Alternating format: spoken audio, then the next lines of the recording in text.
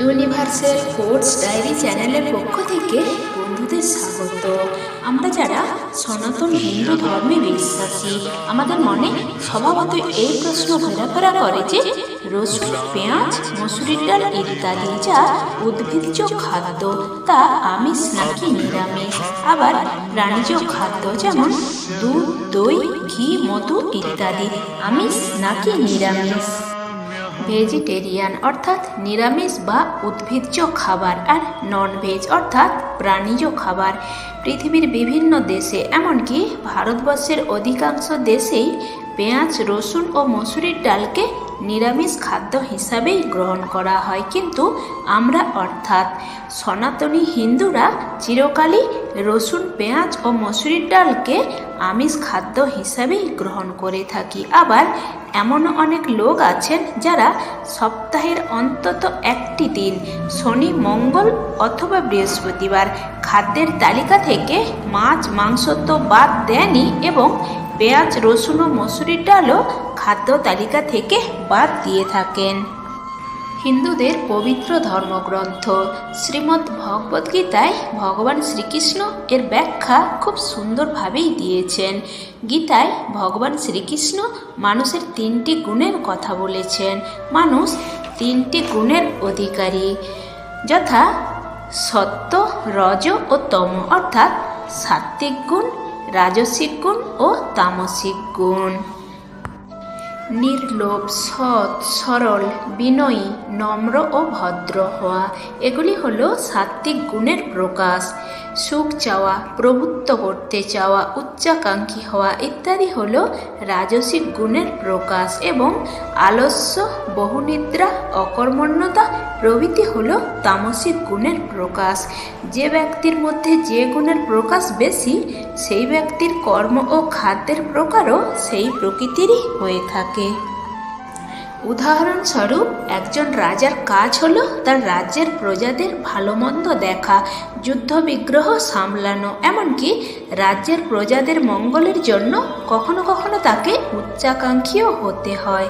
অর্থাৎ তার মধ্যে স্বাভাবিকভাবেই রাজসিক গুণের প্রভাবই পরিলক্ষিত হয়, অর্থাৎ তার খাদ্যও হবে রাজকীয়, অর্থাৎ রাজসিক গুণসম্পন্ন খাদ্যই তিনি আহার করবেন। যেমন মাছ, মাংস, পেঁয়াজ, রসুন ইত্যাদি দিয়ে চব্য, চস্য, লেজ্জ ও পেয় জাতীয় খাবার, আর সেটাই তার প্রয়োজন।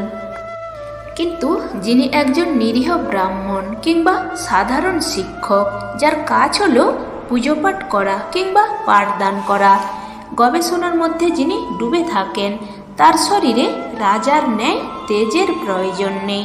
তার প্রয়োজন তার মন ও মস্তিষ্কের জন্য খাবার, তাই তার খাদ্যও হবে খুবই সাধারণ ও সহজপাচ্য এবং কর্মের উপযোগী। এই জন্যই দুধ, শাকসবজি ইত্যাদি হলো সাত্ত্বিক খাবার, অর্থাৎ এই খাবারগুলি সত্ত্বগুণকে বৃদ্ধি করে। আর তামসিক গুণসম্পন্ন ব্যক্তি যেহেতু বুদ্ধিদীপ্ত বা রাজকীয় কাজ করেন না, তাই তাদের খাদ্যের বিশেষ গুণাবলীও নেই। যে কোনো ধরনের খাবার, অর্থাৎ ভালো, খারাপ, বাসি, পচা বা নিম্নমানের যে কোনো ধরনের খাবারই তারা আহার করে থাকেন। খাদ্যের এই বিভাজন প্রক্রিয়া ভুলে গিয়ে বর্তমান যুগে আমরা খাদ্যকে আমিষ ও নিরামিষ এই 2 ভাগে ভাগ করে থাকি। যেসব খাদ্য আমরা আমিষ হিসাবে খেয়ে থাকি, প্রকৃতপক্ষে সেগুলি কিন্তু আমিষ নয়, সেগুলি হলো রাজসিক খাবার। তাই এই খাবারগুলি কাজই হলো শরীরের শক্তি বৃদ্ধি ও বল বাড়ানো। শরীরের শক্তি বৃদ্ধির জন্য প্রাণীজ খাবারই খেতে হবে এমন কোনো কথা নেই, তা সে যেমন খাদ্যই হোক না কেন, উদ্ভিজ্জ বা প্রাণীজ, তা শরীরে যদি শক্তি বৃদ্ধি করে অর্থাৎ রাজসিক গুণের বৃদ্ধি করে, তাহলে তা রাজসিক খাবার। আর এই কারণেই রসুন, পেঁয়াজ বা মসুরির ডাল হলো রাজসিক খাবার, কারণ এই খাবারগুলি খেলে শরীরে রজ বা রাজসিক গুণের বৃদ্ধি হয়। কিন্তু এই ধারণাটি আমাদের মধ্যে সুস্পষ্ট ও সঠিক না থাকার কারণে রসুন, পেঁয়াজ ও মসুরির ডালকে আমরা রাজসিক না বলে আমিষ বলে থাকি। অনুরূপভাবে প্রাণীজ খাবার যেমন দুধ, দই, মধু ইত্যাদি দেহে সাত্ত্বিক গুণের বৃদ্ধি করে। তাই এই খাবারগুলিকে আমরা নিরামিষ বলে ভুল করি। এই খাবারগুলি কিন্তু নিরামিষ নয়, এগুলি হলো প্রকৃতপক্ষে সাত্ত্বিক খাবার, অর্থাৎ এই খাবারগুলি খেলে শরীরে সাত্ত্বিক গুণের বৃদ্ধি ঘটে। তাই দুধ, দই, পনির, বাটার বা মাখন ইত্যাদি খাবারকে নিরামিষ না বলে সাত্ত্বিক খাবার বলাই শ্রেয়।